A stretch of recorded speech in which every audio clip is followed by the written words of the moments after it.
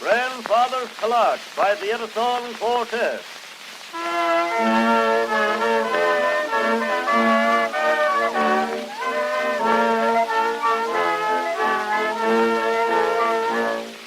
My grandfather's clock was too large for the shelf, so it stood 19 years on the floor.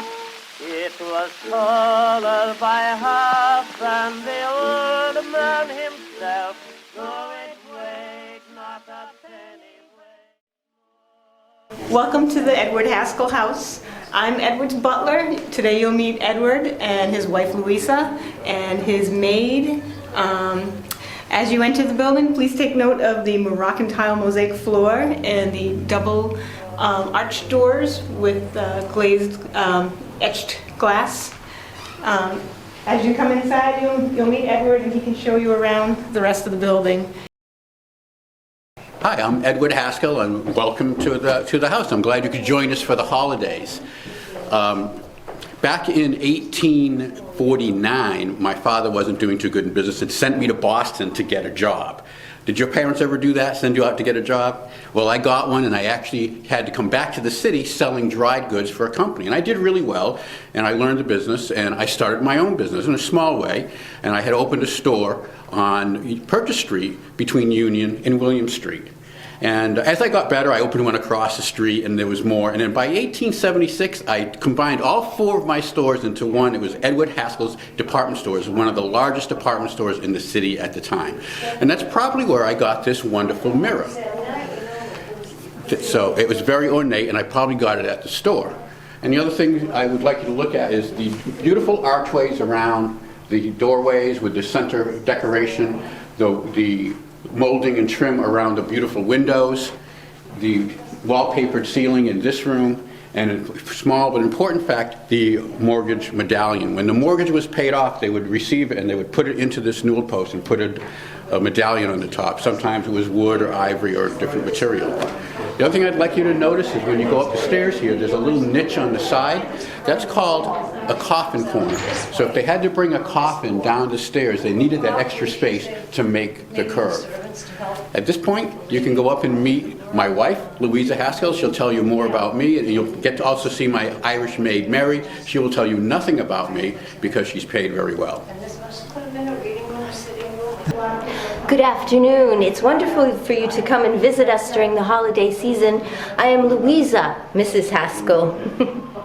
Edward and I met when I was 23 years old. We were introduced by my father. He was the vice president of the 5-cent savings bank and the treasurer for Pearpoint Manufacturing. Edward had lost his wife and had a young son, so father thought it would be nice if we were introduced. Well, Edward was very, very charming, and he asked me to marry him, so I said yes. And so he moved me here into this beautiful home, and if you look above you, you get to see our beautiful skylight that let in light from 3 floors. And, you might want to go into the dining room. I think our maid is setting up for our Christmas dinner. Thank you for joining us. Hello, please come in. My name is Mary Tracy, and I'm one of the 3 live-in servants here for the Haskells. Most of my duties are here in the dining room. My job is to see that the table is set according to Mrs. Haskell's directions. Also, I meet with Mrs. Haskell on a daily basis to plan perhaps just the family meals, or if they're planning a dinner party for a group of friends. Sometimes Mrs. Haskell has some of her ladies from the Horticultural Society over for tea in the afternoon. I usually help to coordinate the kitchen staff with the cooking and the serving of the meals. And let me tell you, there are times when it is most difficult to coordinate all those people. I'm one of 3 of the live-in servants. We live on the 3rd floor.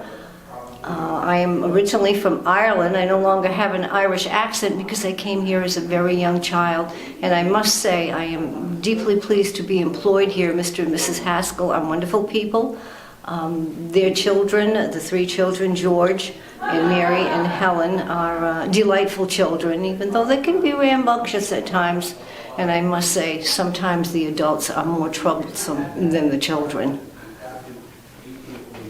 My grandfather's clock was too large for the shelf, so it stood 19 years on the floor.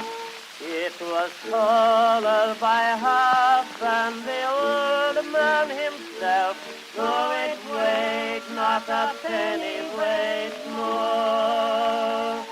It was built on the